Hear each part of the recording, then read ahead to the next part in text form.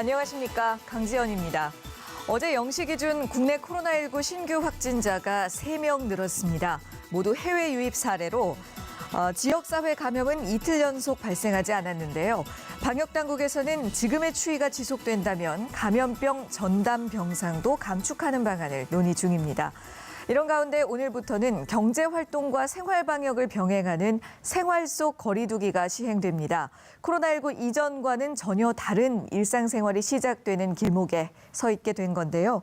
우리 모두가 처음 가는 길이지만 또 반드시 가야만 하는 길이기에 모두가 책임감을 가지고 각자가 생활방역에 동참해 주시기 바랍니다. 시민의 방송 TBS는 매일 아침 9시부터 9시 50분까지 TV와 유튜브를 통해 코로나19 특집 생방송을 진행하고 있습니다. 질병관리본부에 따르면 어제 0시 기준으로 국내 코로나19 누적 확진자는 총 1,804명으로 집계됐습니다. 자, 먼저 서울 상황실에 나가 있는 기자 연결해서 지난밤 주요 내용과 현재까지 소식 들어보겠습니다. 구균진 기자. 네, 서울시 재난안전대책본부에 나와 있습니다. 네, 신규 확진자가 4명 미만으로 추가가 된 것은 77일 만인데요. 국내 현황부터 정리해 주시죠. 네, 어제 0시 기준 국내 코로나19 확진자는 하루 전보다 3명 늘어나 모두 1,804명으로 집계됐습니다. 하루 신규 확진자는 지난달 18일 10명대에 진입한 이후 18일간 20명 미만을 유지했는데요. 신규 확진자 3명은 지난 2월 18일 대구 신천지교회 첫 확진자인 31번 환자가 나온 이후 가장 적은 수치입니다. 새로 확진 판정을 받은 3명은 모두 해외 유입 관련 사례였습니다. 신규 확진자 3명 가운데 2명은 공항 검역 과정에서 발견됐고 나머지 1명은 입국 후 격리하던 중 인천에서 확인됐습니다. 사망자는 어젯밤 대구 경북대병원에서 입원 치료를 받던 70대 남성이 숨지면서 모두 255명으로 늘었습니다. 어제 격리 해제된 확진자가 66명 추가돼 완치 판정을 받고 퇴원한 사람은 모두 9,283명으로 집계됐습니다. 네, 이번에는 서울 상황 살펴보겠습니다. 지역 발생자는 한 명도 없었죠. 네, 그렇습니다. 서울 지역에서는 추가 확진자가 발생하지 않으면서 누적 확진자 수가 637명을 유지하고 있습니다. 서울에선 지난 4일에 이어 이틀째 신규 확진자가 한 명도 발생하지 않았습니다. 어제 오전 10시 기준 서울의 전체 확진자 가운데 140여 명은 격리 중인 상태고 나머지 480여 명은 완치돼 퇴원했습니다. 코로나19 관련 서울 사망자는 현재까지 2명인 것으로 파악되고 있습니다. 이와 함께 5,200여 명에 대해선 현재 검사가 진행 중인 상태입니다. 자치구별로 발생 현황을 살펴보면 강남구에서 60여 명의 확진자가 나와 가장 많았고 관악구에서 40여 명이 감염돼 뒤를 이었습니다. 주요 발생 원인별로는 해외 접촉 관련 확진자가 250여 명을 기록해 가장 많았습니다. 이 밖에 구로 콜센터 관련 확진자가 90여 명, 구로구 교회 관련이 40여 명, PC방, 요양보호사 등 동대문 관련이 20여 명, 은평 성모병원, 성동구 주상복합아파트 관련이 10여 명 등의 순이었습니다. 서울시는 지난 황금 연휴로 인한 조용한 전파나 잠재 위험 요소 등의 결과가 앞으로 1-2주 후에 표출될 우려가 있다면서 예기치 못한 집단 발병 가능성에 대비하는 한편 촘촘한 생활 속 거리두기 계획을 마련해 향후 발표할 예정입니다. 네, 오늘부터는 그 생활 속 거리두기가 시작이 됩니다. 그 어느 때보다도 방역 수칙을 자발적으로 잘 지키는 것이 필요할 것 같은데요. 네, 오늘부터 생활 속 거리두기가 시작되면서 예전에 그간 각종 시설들이 문을 닫았지만 오늘부터는 운영을 다시 재개할 수 있고요. 또 모임과 행사도 허용됐습니다. 하지만 예전 일상으로 완전히 돌아간다거나 코로나19가 종식됐다는 걸 의미하는 건 아니기 때문에 개개인들의 방역 수칙 준수가 그 어느 때보다 중요한 상황인데요. 박능우 중앙재난안전대책본부 1차장은 생활 속 거리두기는 사회, 경제적 활동을 보장하되 국민 개개인과 우리 사회 모두가 스스로 방역의 책임을 지는 방역 주체가 된다는 뜻이므로 손 씻기와 기침할 때 옷소매로 가리기, 마스크 착용하기, 거리두기 등 위생 수칙을 일상에서 잘 실천하는 게 중요하다고 강조했습니다. 생활 속 거리 두기로 방역 지침이 전환되더라도 정부의 감염병 위기 경보 단계는 당분간 가장 높은 단계인 심각 단계로 유지될 것으로 보이는데요.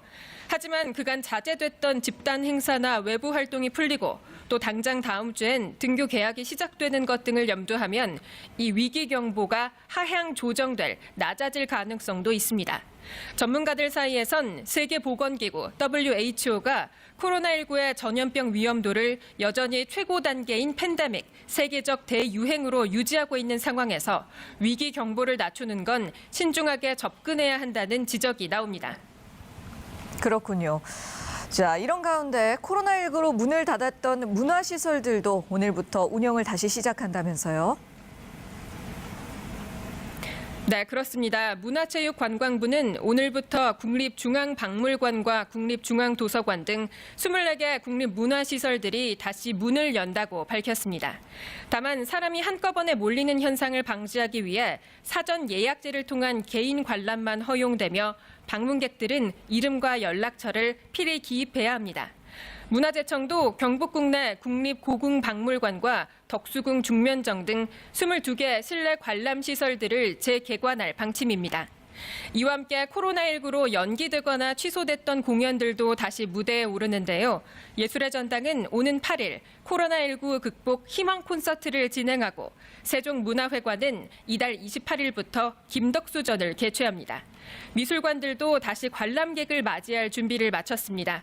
국립현대미술관은 사전 예약제로 시간당 입장 인원수를 제한하는 거리두기 관람을 진행하며 서울시립미술관은 코로나19로 개막을 미뤘던 전시들을 다시 열 예정입니다. 지금까지 서울시 재난안전대책본부에서 TBS 구균진입니다. 네, 구균진 기자 수고하셨습니다. 계속해서 코로나19에 대해 좀 더 자세한 이야기들 나눠보겠습니다. TBS 보도본부 서효선 기자와 함께합니다. 어서 오세요. 안녕하세요.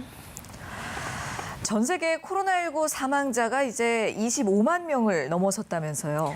네, 이제 코로나19가 앗아간 생명은 말씀해 주셨듯이 전 세계에서 25만이 넘었습니다. 월드오미터 집계를 보면 어제 저녁 8시 기준으로 코로나19로 인한 전 세계 누적 사망자 수는 25만 7,089명입니다. 국가별로 보면 미국이 7만 1,800명대로 가장 많았고 영국과 이탈리아가 2만 9천여 명으로 뒤를 이었습니다. 전 세계 코로나19 누적 확진자 수는 371만 3천 명대로 집계됐습니다. 확진자 또한 미국이 123만 2,600여 명으로 가장 많고 스페인과 이탈리아, 영국, 프랑스가 뒤를 이었습니다. 네, 사망자와 확진자 모두 미국이 가장 비중을 차지하고 있고 그 뒤를 유럽 국가들이 잇고 있는 모습인데요. 또 해외에서는 코로나19 때문에 가정폭력이나 이혼율도 증가하고 있다는 내용이 있네요. 네, 그렇습니다. 확산세가 누그러진 국내와 달리 해외 상황은 아직도 심각한 국가들이 많습니다. 코로나19 확산 방지를 위해 세계 각국에서 외출 제한과 격리 등 강제 조치를 취하면서 일각에서는 가정폭력이 급증하고 있는 걸로 나타났는데요. 지난달 영국 런던 경찰청은 이동 제한 조치가 내려진 3월 말 이후 가정폭력 혐의로 체포한 사람만 4천여 명에 달한다고 밝혔습니다. 미국에서는 외출 제한령 발표 이후에 가정폭력이 최대 24% 증가했다는 조사 결과도 나왔고요. 스페인에서도 외출 제한령 초기 첫 2주 동안 가정폭력 전화 신고가 12.4%, 온라인 상담 건수는 무려 270%까지 증가한 것으로 파악됐습니다. 이렇다 보니 세계 각국에서는 지금 이혼 신청도 급격하게 늘고 있는데요.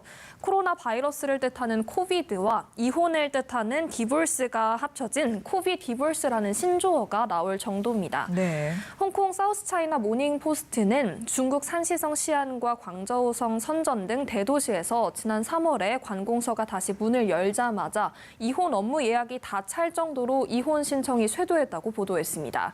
전문가들은 부부가 수개월 동안 집에 함께 머물러야 하기 때문에 그만큼 갈등과 스트레스가 커질 수밖에 없기 때문이라고 분석했습니다. 네, 정말 이 코로나19 사태 때문에 모두가 힘든 상황에서 이런 가정에서의 부작용까지 발생을 한다고 하니 참 안타깝습니다. 그리고 이런 불안정한 가정 환경 안에서는 아이들의 안전도 위험할 것 같은데요. 네, 유니세프 보고서를 보면요. 코로나19로 돌봄 시설이나 학교가 폐쇄되고 부모의 스트레스가 심해지면서 아동 학대와 가정 폭력의 위험성도 함께 커지고 있는 것으로 나타났습니다. 국내에서도 얼마 전 서울 동작구에서 초등학생이 할머니와 함께 사망한 뒤에 시신으로 발견되는 안타까운 사고가 있었죠. 이 아동 역시 아버지로부터 지난 1월쯤 살해당한 것으로 추정됐는데 계약이 연기되면서 온라인 계약 이후인 4월 말에야 시신이 발견됐습니다. 네.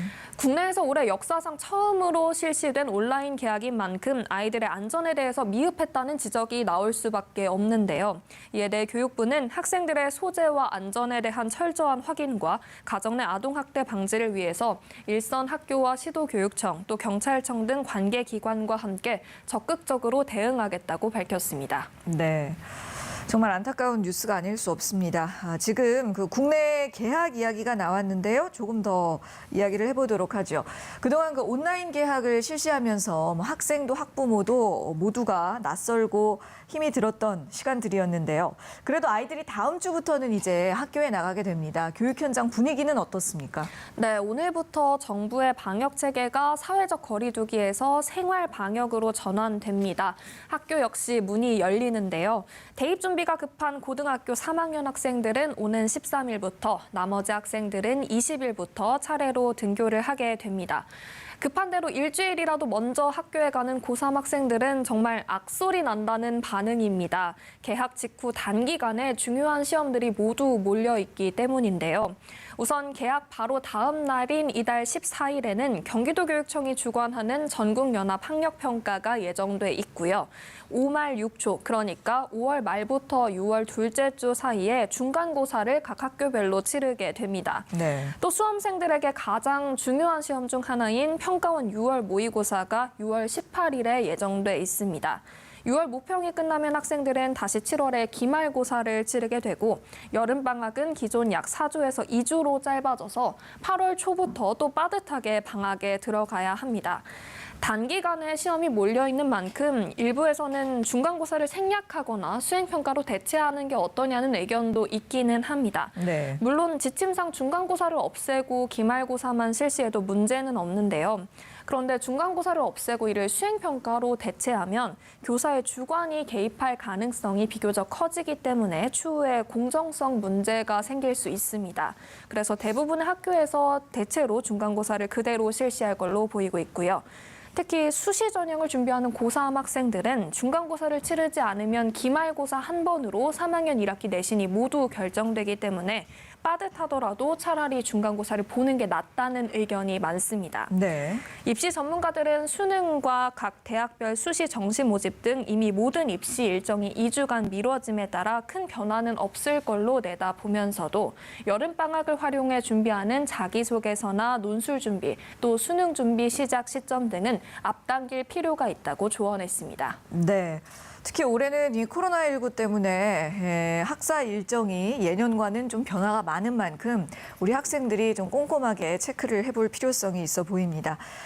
자, 그런가 하면 또 반가운 소식이 있네요. 어제 국내 프로야구가 무관중 경기로 개막을 했죠? 네, 그렇습니다. 어제 코로나19 사태 속에 한국 프로야구가 최초로 무관중으로 개막했습니다.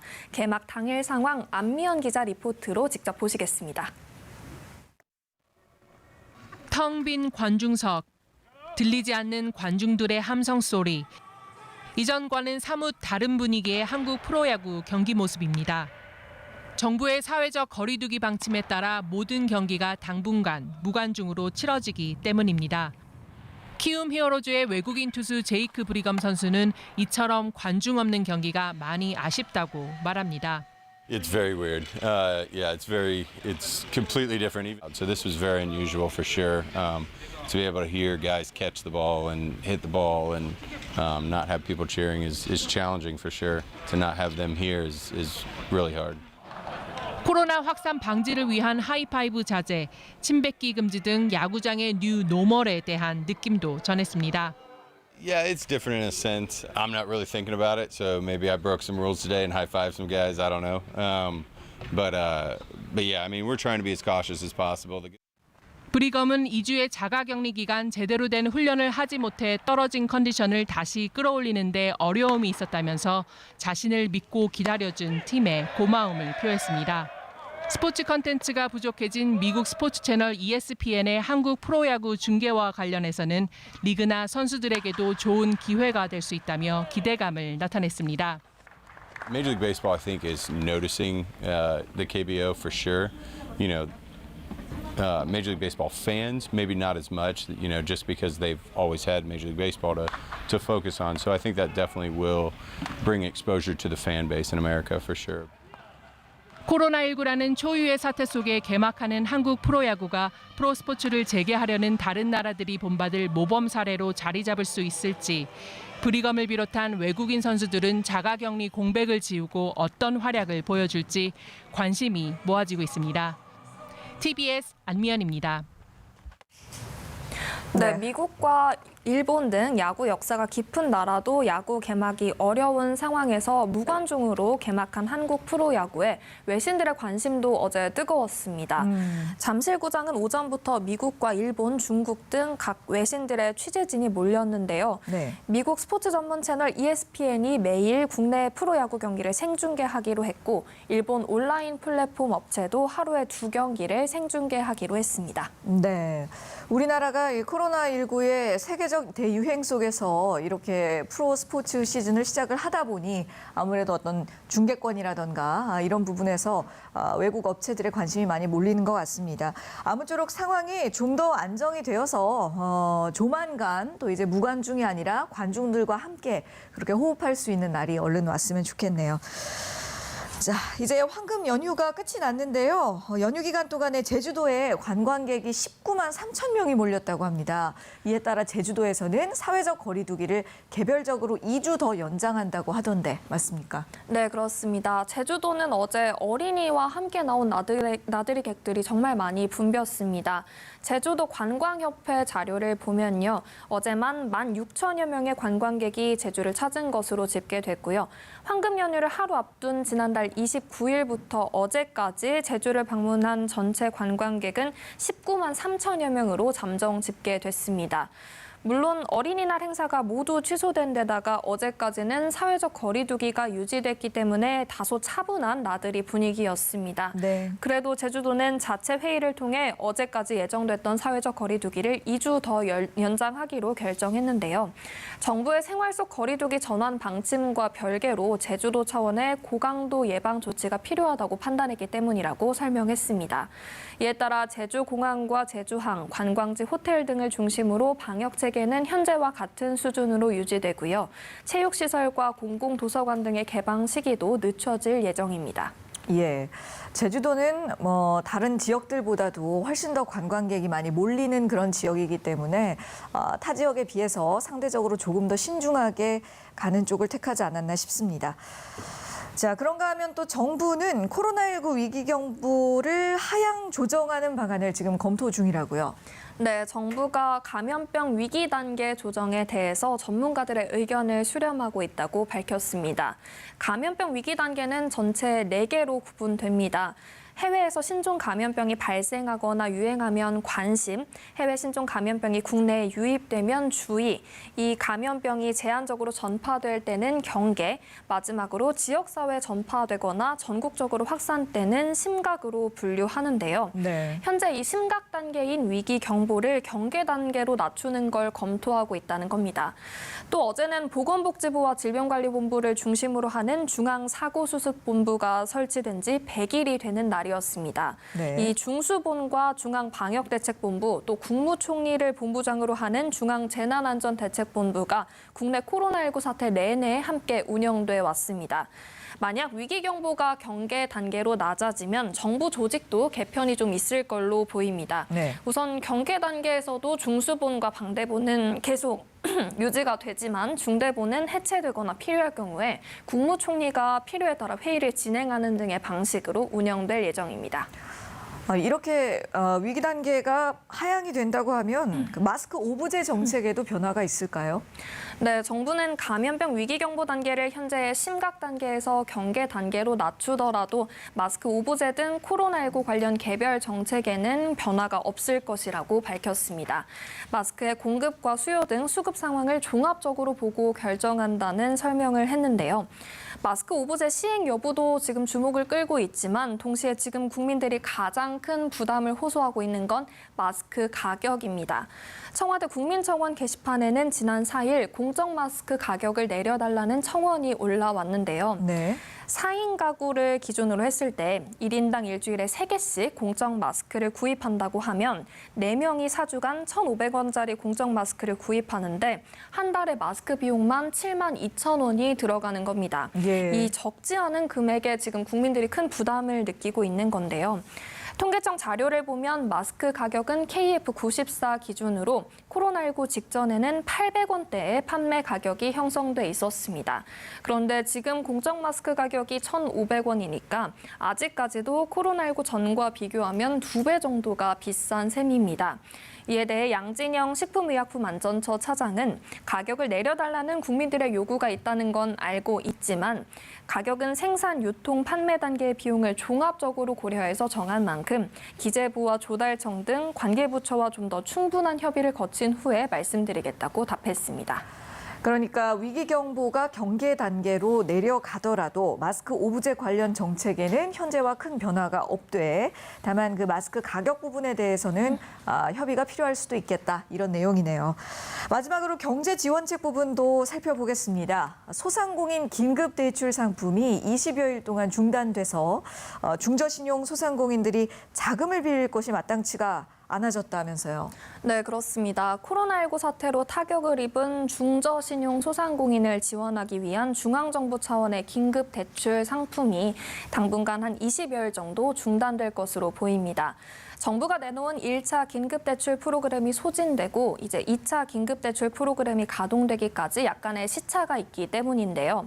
앞서 정부는 연 1.5% 금리로 코로나19 사태 이후 신용등급 7등급 이하인 저신용을 대상으로 해서는 소상공인진흥공단 경영안정자금을 또 4에서 6등급 중신용자를 대상으로는 기업은행 초저금리 대출을 1에서 3등급 고신용자를 대상으로는 시중은행 2차 보전 대출 상품을 운영해 왔습니다.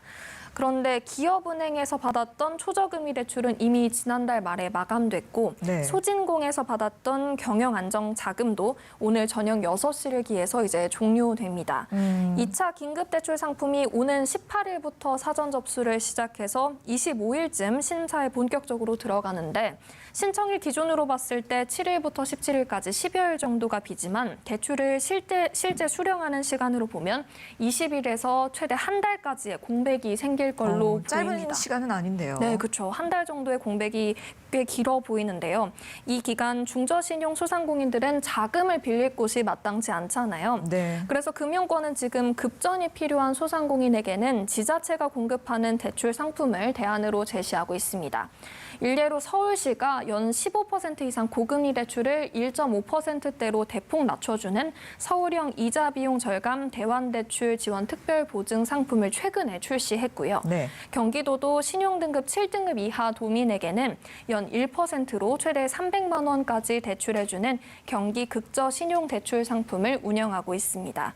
이달 중순부터 시작되는 2차 대출 상품은요, 금리가 한 4%까지로 좀 높아지고요. 네. 대출 한도는 1,000만 원으로 통일됩니다. 접수 창구는 신한과 국민, 우리하나, 기업농협 등 6대 은행으로 일원화됩니다. 네, 알겠습니다. 자, 지금까지 TBS 보도본부 서효선 기자와 이야기 나눴습니다. 수고하셨습니다. 지금 여러분께서는 TBS 코로나19 특집 생방송과 함께하고 계십니다. 네, 이번 순서는 전문가 모시고 코로나19에 대한 이슈와 앞으로의 전망 짚어보는 시간입니다. 먼저 명승권 국립암센터 국제암대학원대학교 교수 모셨습니다. 어서 오십시오. 네, 안녕하십니까. 그리고 김원식 문화평론가도 함께하십니다. 안녕하십니까? 네, 안녕하십니까. 어제 0시 기준으로 코로나19 신규 확진자가 전날 대비 3명이 증가했습니다. 최근 77일 만에 가장 적은 숫자인데요. 방역당국에서는 사회적 거리 두기를 통해 이룬 성과다라면서 국민들에게 공을 돌렸습니다. 실제로 이 사회적 거리 두기가 어느 정도 효과가 있었다고 보시는지요? 네, 일단 그 사회적 거리두기, 소셜 디스턴싱이라고 그러죠. 이 부분이 이제 처음 시작된 게 3월 22일 날 네. 시행을 했습니다. 1차적으로. 그 당시에 이제 그 이유는 전 세계적으로도 코로나19 감염 환자가 급증하고 있는 상황이었고, 그래서 이제 사회적 거리두기를 통해서 확산을 방지하고자 하는 목적이었죠. 예. 그래서 여러 가지 행사나 모임, 외출 이런 것들을 자제하는 것, 그리고 재택근무를 확대하거나 종교 행사, 그다음에 실내 체육시설, 유흥시설 이런 것에 대한 제한이 있었습니다. 네. 그런 것들을 통해서 그 당시 한 100명대를 유지하다가 그다음에 한 2주 정도 시행을 하고 많이 낮아졌죠.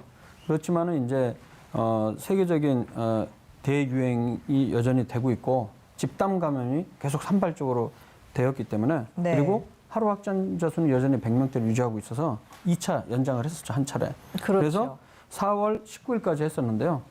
그 뒤로 환자 수는 지속적으로 감소하기 시작했습니다. 예. 하지만 이제 4월 20날 다시 한번 2주 동안의 연장을 해서 바로 어제까지 3차 사회적 거리두기를 했는데요.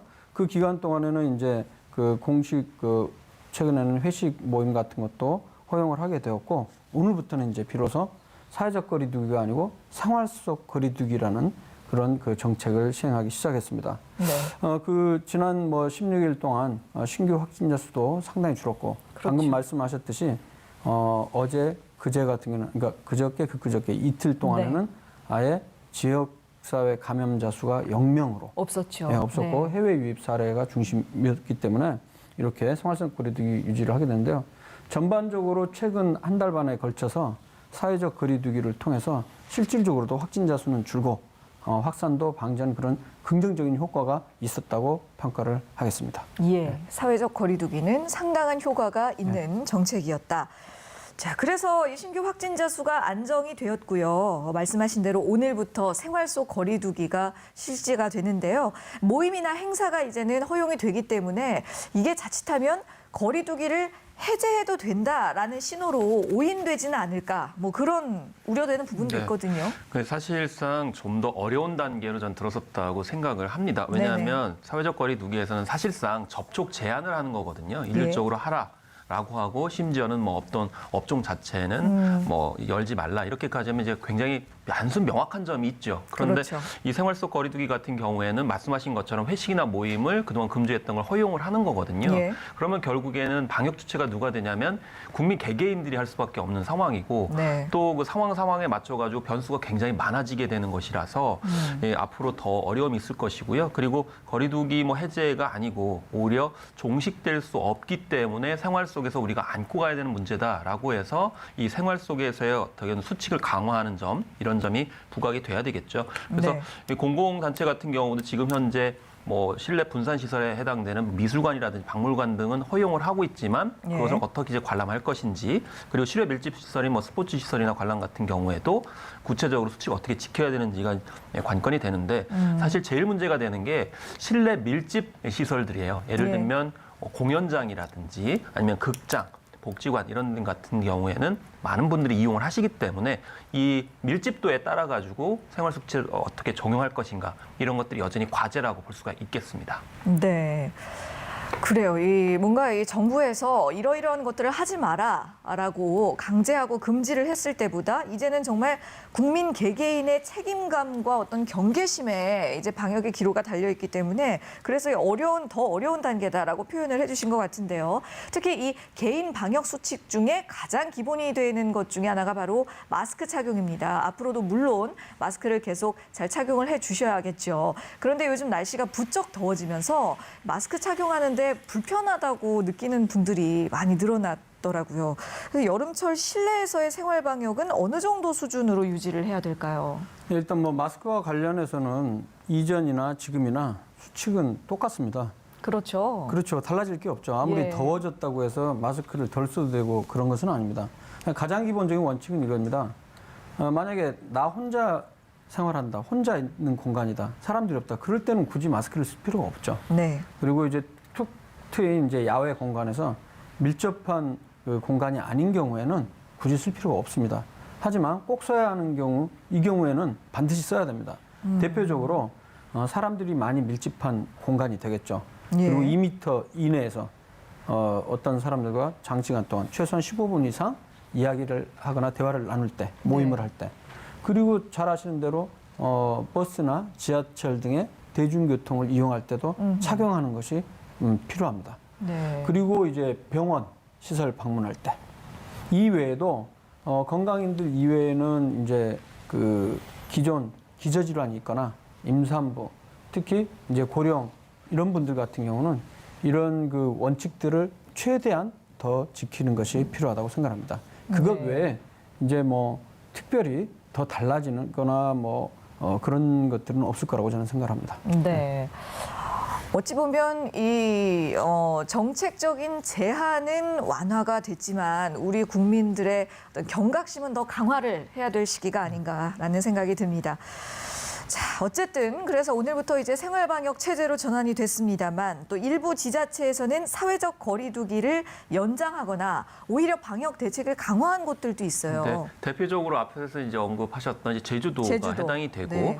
또 이제 어제 오늘 부각됐던 것이 대구시가 되겠습니다. 네. 이제 요인은 좀 다른데요. 이 제주도 같은 경우는 외부에 이제 관광객들이 오게 되면서 그 유입을 어떻게 이제 차단할 것인가의 문제였고 대구시 네. 같은 경우 워낙 이제 그동안 우리가 잘 언급을 했듯이 이 확진자들이 많이 있다 보니까 여기에서 이제 무증상자도 있는 상황이 있고요. 또 간간히 지금 현재 산발적으로 확진자들이 나오고 있는 그런 상황이거든요. 네. 그렇기 때문에 지금 현재 정부의 어떤 원칙적인 생활 속 거리두기 보다는 강화된 어떤 사회적 거리두기 이것을 좀 하겠다라고 자체적으로 합니다. 네. 사실 자치단체별로 그 특수 상황에 따라 가지고 적용하는 것은 타당하다고 이제 생각이 듭니다. 그런데 다만 이제 문제는 이번에 이제 마스크에 관련된 행정명령이 논란의 소지가 있는데요. 네. 뭐냐면 이제 대중교통 수단이라든지 공공시설에 들어갈 때 마스크를 반드시 착용하도록 행정명령을 하겠다 이렇게 이제 밝히고 있어요. 근데 이건 네. 다른 의미는 뭐냐면 마스크를 착용하지 않으면 입장이 불어대는 게 문제가 아니고 과태료를 낼 수 있는 그런 상황까지 가고 있기 때문에 그래서 과연 이 시점에서 마스크를 쓰지 않았을 때 과태료까지 물어야 되느냐 여기에 관련돼서 좀 논란의 여지가 있을 수는 있습니다. 어쨌든 전반적인 기조는 지금 현재 이 개인 생활 수칙을 통해 가지고 이 청결 수칙을 원칙을 이제 지키는 것이기 때문에 이런 점에 좀 자율성을 부여하는 것이 오히려 좀 바람직하지 않나 이렇게 보겠습니다. 예, 맞습니다.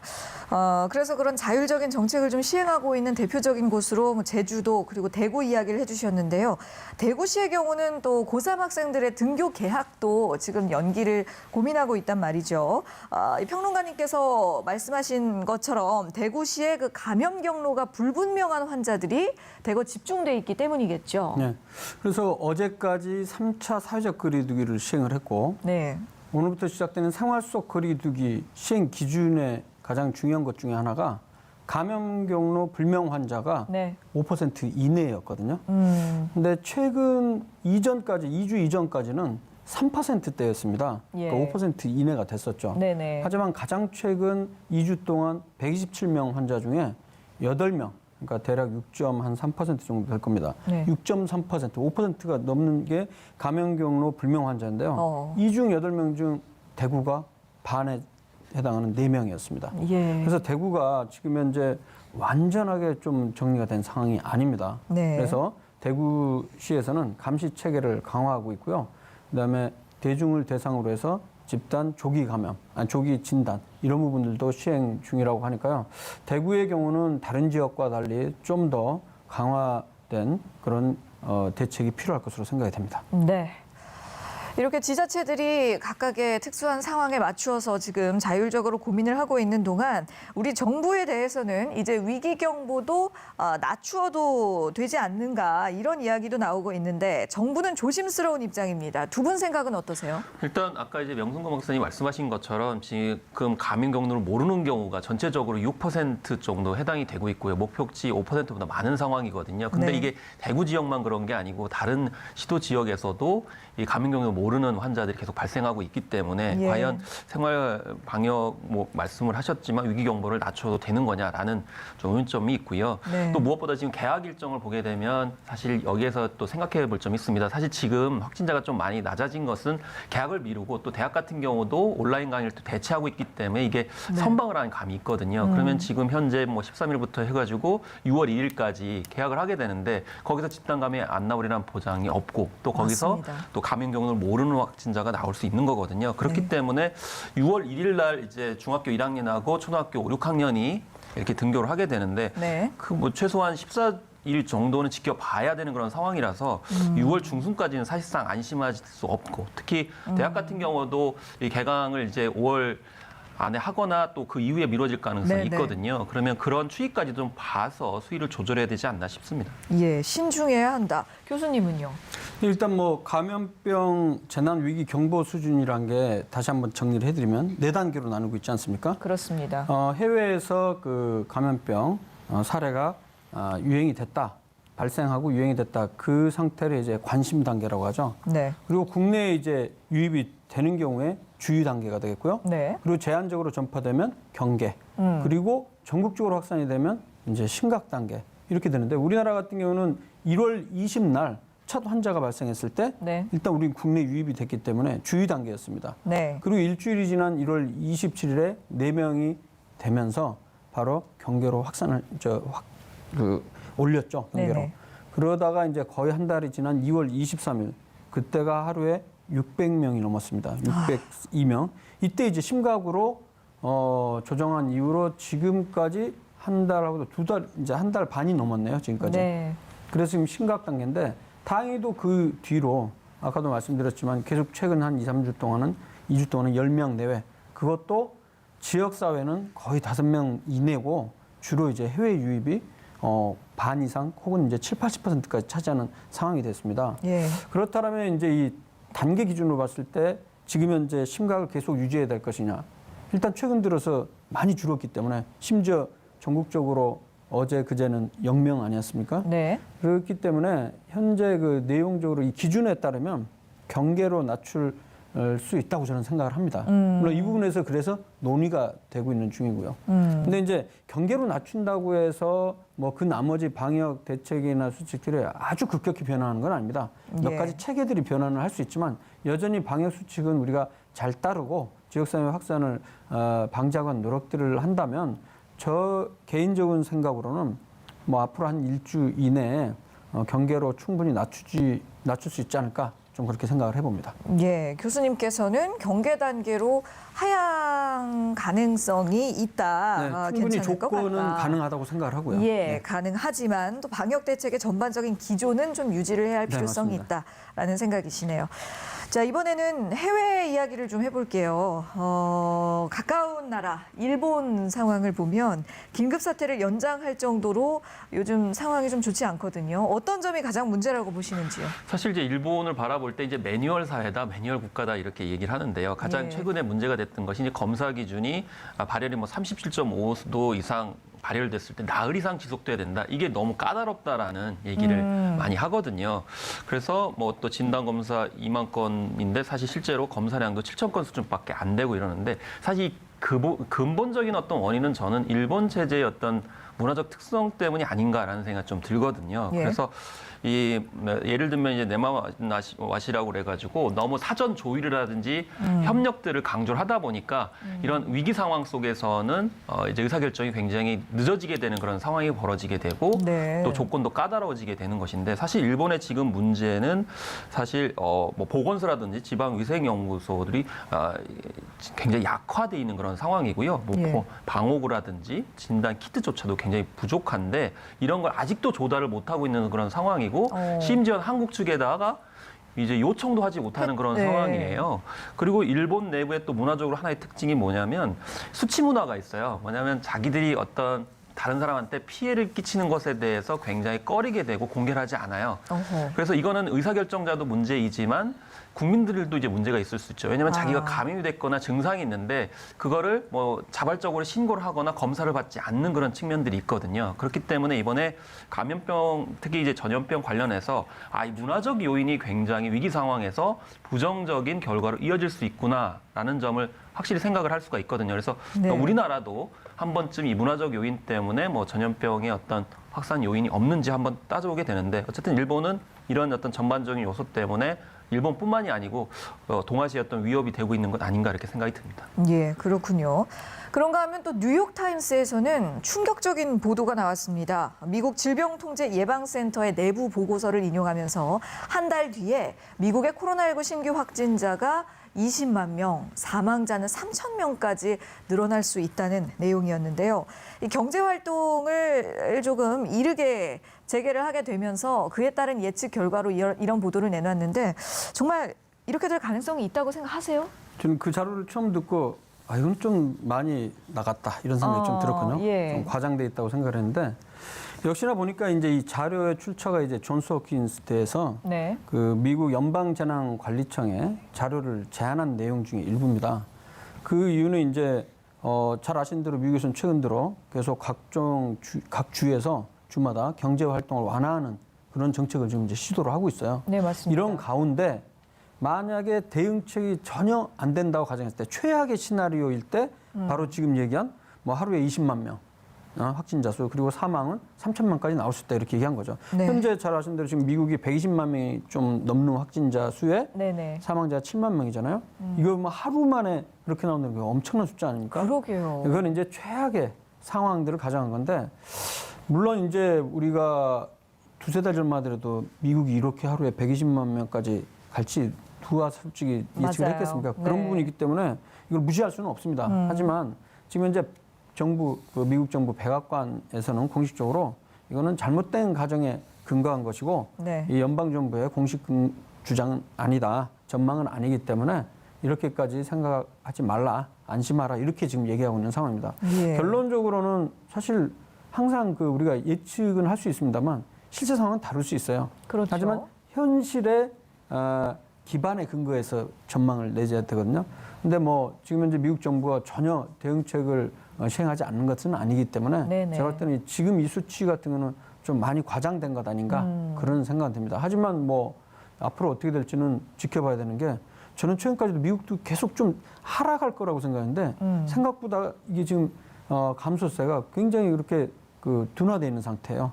전반적으로 약간 내려가는 수치이기는 합니다만 예. 계속 오르락 내리락 하면서 생각보다 감소 상태가 굉장히 좀 더디고 있습니다. 예. 그래서 이 부분이 조금 걱정이 되고 있습니다. 네, 그리고 그런 상태에서 지금 경제 활동을 계속해서 재개하는 쪽으로 그렇습니다. 분위기가 네네. 흐르고 있고요. 그렇기 때문에 아마도 이 최악의 신호를 내놓은 거는 그런 부분에 대한 어떤 경고 이런 의미는 아닐까라는 생각을 좀 해봅니다. 네, 알겠습니다. 자, 다시 국내 상황으로 돌아갑니다. 이 코로나19로 연기됐었던 국내 프로야구가 어제 드디어 개막을 했는데요.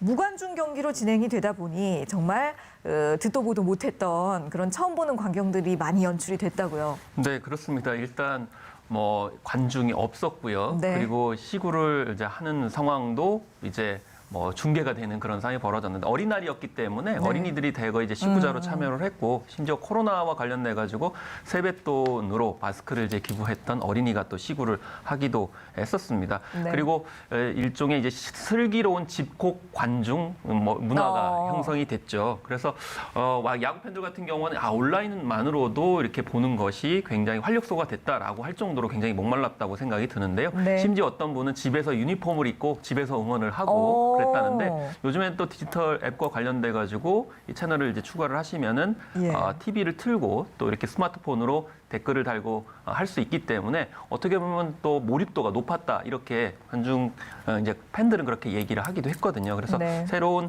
그런 야구 문화를 만들었다 이렇게 볼 수도 있겠고요. 사실 선수들은 힘이 빠질 수 있어요. 왜냐하면 관중이 없게 되면 사실 응원이 있어야 좀 힘을 맞아요. 나게 하는데 그렇지 않는 측면이 좀 아쉽기는 하지만 그렇지만 온라인으로 응원하시는 분들이 굉장히 또 많았고요. 네. 또 심지어는 이 경기장에 외신 기자들이 상당히 많이 있었기 때문에 어허. 오히려 선수들 입장에서는 더 힘이 나고 또 긴장의 끈을 늦추지 못하는 그런 또 풍경이 벌어졌습니다. 예, 맞습니다. 그리고 또 이번 주 금요일에는 국내 프로축구도 이제 시즌을 시작하게 되고 이런 상황들에 지금 얘기하신 것처럼 해외에서도 상당히 관심들을 보이고 있는데요. 코로나19 사태 속에서 이런 프로 스포츠들이 개막을 한다는 것 어떤 의미로 해석을 하면 좋을까요? 일단 사실 우리나라가 지금 뭐 문화적으로도 굉장히 주목을 받았었습니다. 이제 방탄소년단이나 봉준호 감독의 그런 연이은 수상 뭐 그런 주목이 있었는데 그 뒤에 이제 K 방역도 있었고 이번에 K 방역 어떤 그런 덕분에 네. 스포츠까지도 세계적인 주목을 받고 있죠. 물론 야구 같은 경우는 대만이 이제 먼저 개막을 하긴 했지만 네. 사실 우리나라가 훨씬 더 앞서 있거든요. 그렇기 때문에 관중은 없지만 세계 주목을 받고 있는 그런 상황. 그래서 네. 한국 야구 자체의 주목도를 높였다는 점도 굉장히 중요하고요. 네. 무엇보다도 우리나라가 이제 방역을 그만큼 잘 했다는 안전성을 국가 브랜드 관점에서 보였다는 점이 큰 특징이라 볼 수가 있겠습니다. 그렇지만 한편으로는 의무감, 부담감도 있다고 생각이 들어요. 예. 지금 뭐 말씀을 하신 것처럼 17개국에서 주목을 하고 있고 ESPN에서 중계를 하고 있는 그런 상황인데 네. 그들이 주목하는 것은 어떤 이제 그런 차원에서 하고 있느냐. 그러니까 앞으로 어떻게 경기 운영을 할 것인가에 지금 더 초점을 많이 맞춰서 보고 있거든요. 그렇기 예. 때문에 우리가 좀 잘 원활하게 그리고 운영을 하는 것이 굉장히 앞으로 중요한 과제이기 때문에 한편으로는 부담감이 있다고 보겠습니다. 예, 그리고 또 하루빨리 관중들과 함께 뛸 수 있는 날도 와야겠죠. 그렇습니다. 이제 네. 문체부에서는 앞으로 이제 추이를 보고서 단계별로 이제 관객들을 드리도록 하겠다라고 해서 앞으로 이제 더 잘해야 된다라고 하는 과정이 네. 남아 있겠습니다. 예. 자, 그래서 오늘부터 이제 생활 방역 체제로의 전환이 이루어졌습니다. 제가 그 앞서 오프닝에서도 드렸던 말씀입니다만 지금까지 아무도 가본 적이 없는 길입니다. 그만큼 분명 시행착오도 있을 텐데요. 앞으로 어떤 노력들이 필요할지 간단히 한 말씀씩 부탁드려요. 네, 뭐 지금까지 해왔던 대로 그 정부에서 시행하는 여러 가지 방역 대책에 우리 국민들이 잘 따르면 네. 될 거라고 생각을 합니다. 네, 알겠습니다. 평론가님은요? 네, 앞으로 이제 생활 속 거리두기를 가게 되면 아무래도 불편함이 있을 수밖에 없는 그런 상황인데요. 예. 공식적인 원칙 외에도 어떤 각자 상황에 맞게 좀 지혜롭게 적용하는 것이 좀 필요해 보여서 유연성이 필요한 또 대책이 필요해 보입니다. 네, 잘 알겠습니다. 자, 지금까지 명승권 국립암센터 국제암대학원대학교 교수 그리고 김원식 문화평론가와 말씀 나눴습니다. 두 분 수고하셨습니다. 네, 감사합니다. 저희가 오늘 준비한 내용은 여기까지입니다. 오늘도 건강한 하루 보내시고요. 시청해 주셔서 고맙습니다.